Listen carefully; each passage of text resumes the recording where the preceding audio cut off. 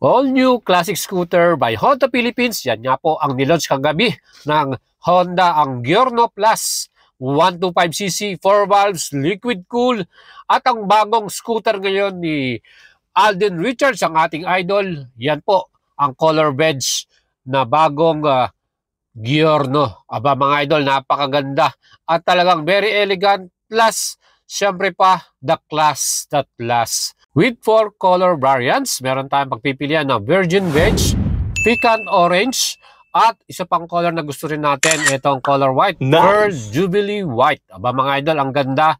At syempre, mga idols, meron din tayong matte gunpowder black metallic. So sa lahat ng kulay, siya lamang ang matte color. At ang beige, white, at orange ay glossy paint mga idol. Glossy finish yan, maganda no. Mga idols, ito napakaganda talaga nitong ginawa ng Honda Philippines dahil ito yung ating pinakagustong model na ilabas sa Pilipinas. At hindi naman tayo nagkamali, talagang panalong-panalo. Especially sa engine type, ito na po ay merong 4 valves liquid cool. Siyempre pa, yan po ay 125cc CVT transmission, compression ratio 11.5/1, max power 8.49 kilowatts at max torque 11.6 Newton meters. O diba, sa performance pa lang, talagang sulit na bore by stroke 53.5/55 mm.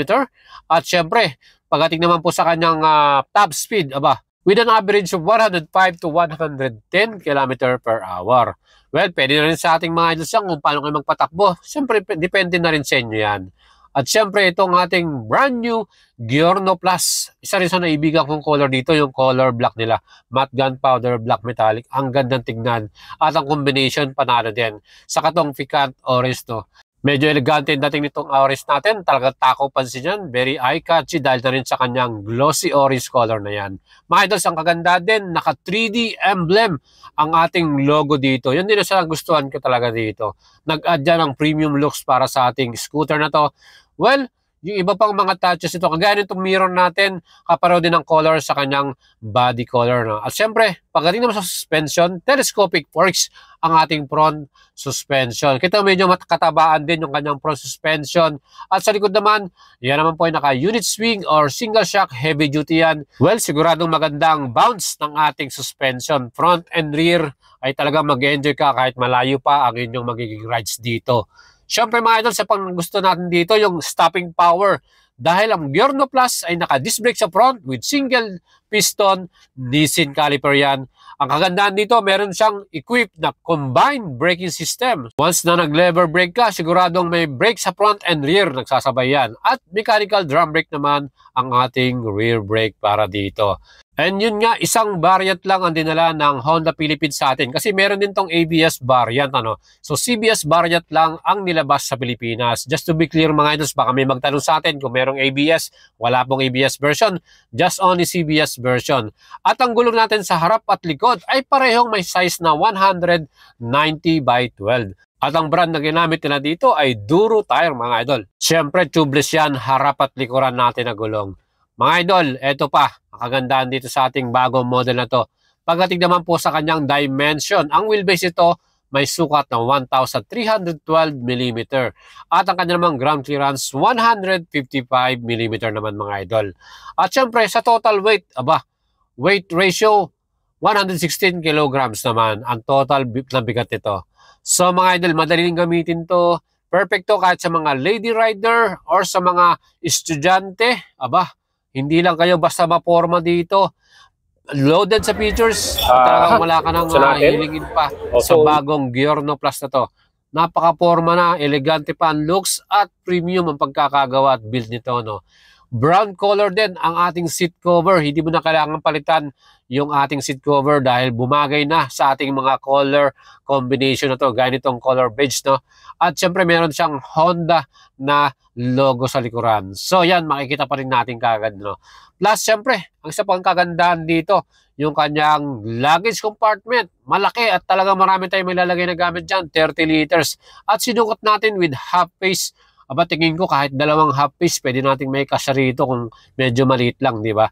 So yan mga idols, half face helmet. And sana subukan natin to sa next try natin para sa full face naman.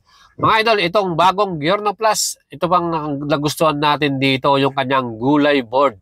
O di ba mga idols? Kasi mahilig tayo magbiyahe, marami tayong laging dalang gamit. Kung ba, meron tayong pinamalengke or may mga dala tayong bag, makakatulong ng malaki ang gulay board na yan. At kaganda din yung ating footrest, talagang matibay, yung ating side stand, okay din. At syempre yung ating center stand para stable tayo kahit saan tayo mag-park. Mga idols, itong ating Giorno Plus ay meron ding napakagandang grip, color brown din siya. At yung ating pinaka-lever, yung brake lever, talagang matibay ng looks niya, no? Meron din itong equipped na park brake lock. So pag nag-park tayo sa medyo slant na lugar, ay hindi basta-basta gagalaw yan. Siyempre yung mga switches natin, matibay yung pagkakagawa, pagkakalagay niya, no? Siyempre Honda yan, talagang quality. Dito naman sa right handlebar natin, meron din tayo dito idling stop and start system. O di ba mga idols, napaka-loaded, di ba? So again, naka-electric start lamang ang ating Giorno Plus na to, wala tong kickstart. Plus ang ating fully digital instrument panel. O di ba mga idols, very informative. Andiyan na rin sa ibabaw yung mga indicator niya. And another top feature, syempre naka-skillet system na to with remote. Ang opening ng kanyang seat at ang kanyang fuel ay katabi na rin niya, no? Plus, meron din tayong side pockets sa kaliwa. Ayan mga idols, pag inopen mo yan, andyan na rin sa loob yung pinaka-USB charger natin. So, pwede natin may iwan ng ating cellphone dyan at i-charge. Fuel capacity nito ay 5.5 liters. At sabi nga ng Honda Philippines, with the fuel consumption, 47 km per liter. O di ba mga idols, talagang super sulit. Matipid din sa gas consumption, ano? Well, ang ating ilaw, talagang classic looks. Ayan, naka-ring style ang kanyang pinaka-headlight. At yan po yung LED. Plus yung ating pinaka-rear taillight ay LED rin at naka-bulb type yung signal light niya. Minus meron din tayo mga genuine accessories from Honda. So pag bili mo nito, pwede mo na rin i-order tong mga accessories to, gaya itong windscreen na to.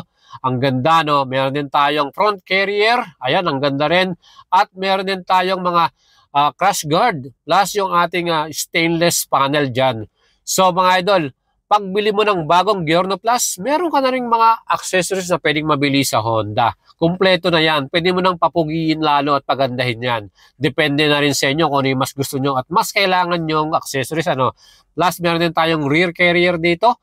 So, pwede nating ilagay din yan. Aba mga idol, ang ganda, no? So, mas magiging premium ang looks, classic na classic ang style pag nilagyan mo na ng mga ganitong accessories yung ating bagong Giorno Plus. At kung may extra budget ka at meron ka namang pambili ng mga ganitong klaseng accessories, ang bulong sa atin ng Honda Philippines, total price ng mga accessories na nilagay nila dito ay worth 40,000. Ano? Lahat-lahat na yan. Yung front carrier, yung rear carrier, yung ating windscreen, plus yung mga hook natin dito na stainless or chrome, at yung ating muffler cover. O, di ba mga idols, ang ganda? 40,000 yung total price niyan. So, pwede kayong umorder per piece. Depende sa inyong preference. Mga idols, ako nga pala ay may height na 5'6". So, ito po, sinukat nating upuan. Tayo po ay flat-footed dito mga idol, ano? Dahil talagang abot na abot natin to. Paano na lang sa mga may height na 5'3", 5'2", 5'4"? Perfect. Kayang-kaya nyo ring i-rides ang bagong Giorno Plus. Mga idols, kung kayo bibili nito, ang suggested retail price ito ay 101,900 pesos. Siyempre, kung kayo po bibili nito by installment, pwede rin po yan. Again, ang ating information about the availability ng unit ito ay this month of February. So, wala pa pong tentative date. Any week of this month of February, pwede natin kayong i-update. Tumutok lang kayo sa ating YouTube channel. At sa mga gustong bumili nito, ang ating information din, very limited pa ang units niyan. So, maybe June or July, magiging okay na yung mga units na yan. So ngayon, yung darating, very limited lang. So ibig sabihin, hindi ganun kadami. Ano? So swerte na makakuha kagad ng bagong Giorno Plus. Again mga idols, kung kayo bibili nito, again, pwede ko yung i-refer sa ating kaibigan na dealer sa Guanzon. Hopefully, makakuha sila ng maraming allocated units at makapag-reserve kayo. So, mag-PM lang kayo sa ating Facebook page, Boy Salabaria, and we will assist you mga idol. Sana nagustuhan niyo ang ating feature for today. At para sa mas marami pang information, please don't forget to subscribe sa ating YouTube channel dahil i-update ko kayo pag meron ng mga unit na ilalabas ang Honda Philippines na bagong Giorno Plus. At syempre, kung kayo bibili, PM lang kayo mga idols. Ciao mga idols, and thank you very much Honda Philippines para sa ating invitation dito sa kanilang launching. Bye-bye mga idols. Ingat po.